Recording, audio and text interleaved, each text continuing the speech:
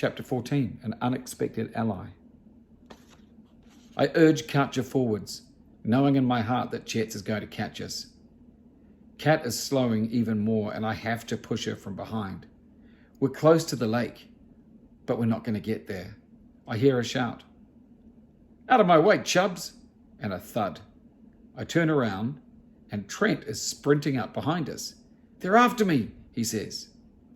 The main entrance is flung open, and Digger and Hosh come running across the lawn. Chet's is rolling around on the ground.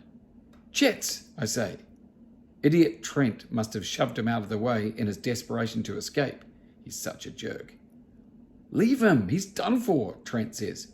Where do we go? I hate Trent, but I can't leave him to be alienated. The lake, I say. We have to jump into the lake. There they are, Katja says, pointing to where Big Mac and Adrian are waving at us from the lake, holding onto a small raft with my backpack on it. Kat is fading fast, unnaturally fast. Into the water, I yell, hoping it'll wake her up a bit. We leap in, Katja, Trent, and me, and we make for the others. Then we swim for our lives, pushing the raft in front of us.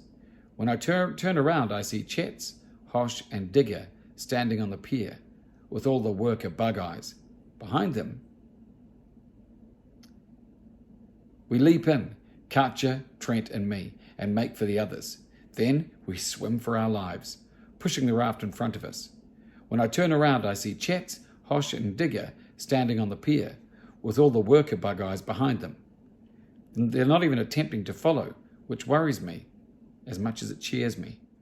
We pull ourselves out of the water. Adrian throws the backpack over her shoulders, and Big Mac and I help up Kat, half carrying her into the trees. Chet's? Mac asks. I shake my head. Chet's is one of them. Trent says, You mean you didn't know that when you pushed him out of the way? I say it's more of a statement than a question, though. If he's one of them, or probably just saved your life, you should be thanking me. Trent is such an idiot. Great. We've lost a Chet's and gained a Trent, Adrian says. And what happened to Katja? The spit, I say. I think it has something in it that makes you sleep. Like a sedative venom, says Aid. That makes sense. That's why Digger was spitting into the water supply. He probably spat in tomato soup as well, I gasp, while trying to stop Kat from falling to the ground. So glad we didn't eat that, Max says. So where are we going now? Trent asks. I found a place. We'll have to circle back behind the building.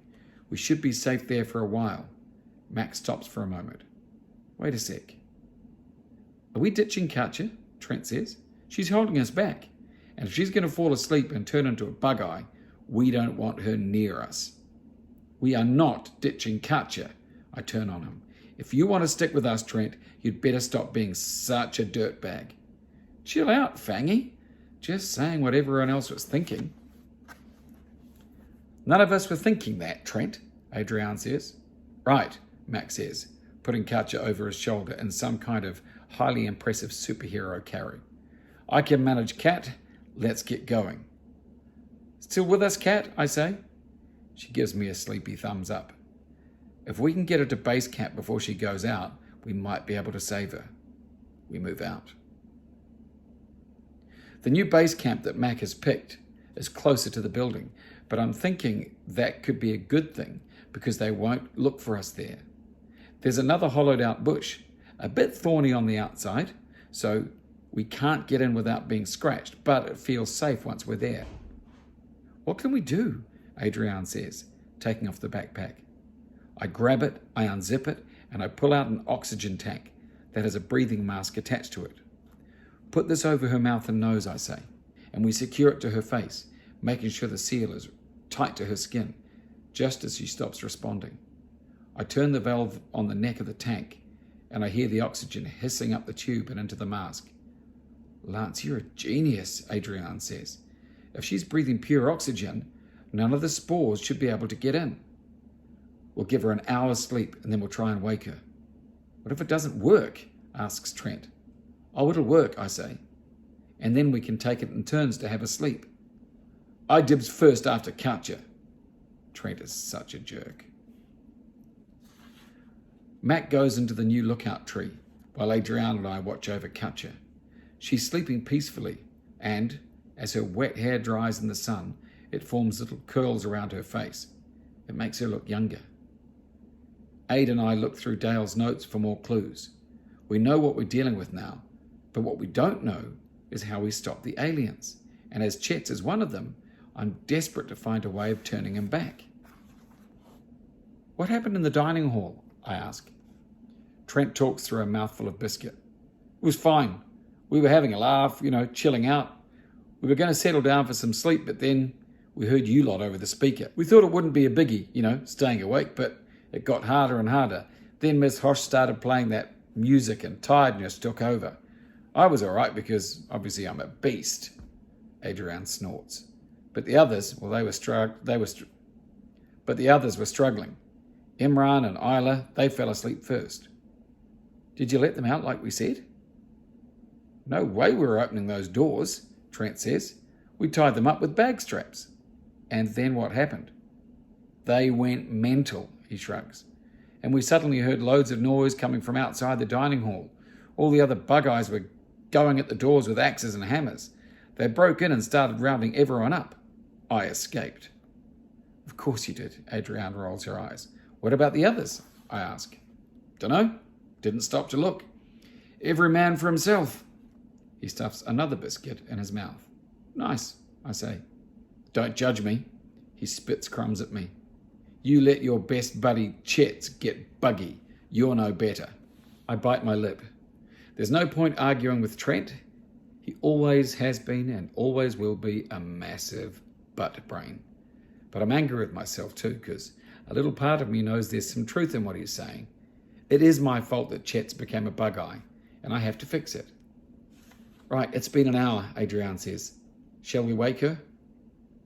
It's just Katja, not flipping Sleeping Beauty, Trent snorts, which just goes to show how stupid he is. Mac, I call through the branches.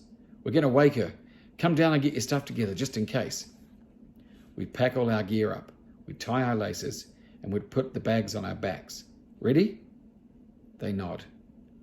I kneel on the floor beside Kat and tap her gently on the arm. Katja? She doesn't respond. I shake her shoulder, but not too hard, and I say her name. I think one of her eyelids moved a teeny bit, but I can't be sure. Oh, Kat, I'm so sorry, but it's time to wake up. This time I tap her with a bit more force, and I shake her shoulder. Oh, for God's sake, Trent says. Then he puts his face next to Katja's ear and screams, Ah! Katja sits bolt upright and gasps. The mask comes loose from her face. Her eyes are open. They're the colour of a mystical lagoon where dolphins leap majestically and mermaids comb their hair. Oh, Katja, you're all right. Adrian squeaks and hugs her. What happened?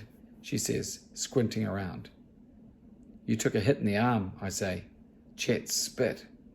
We think the hunter's spit contains a strong sedative, says Aid. She puts her hands to her face. I fell asleep. Aha, yes, but Lance got an oxygen mask on you first, so you didn't breathe in the spores, says Mac. So, I'm okay? You're okay, I say, and I smile for the first time in what feels like days, but it's probably just hours.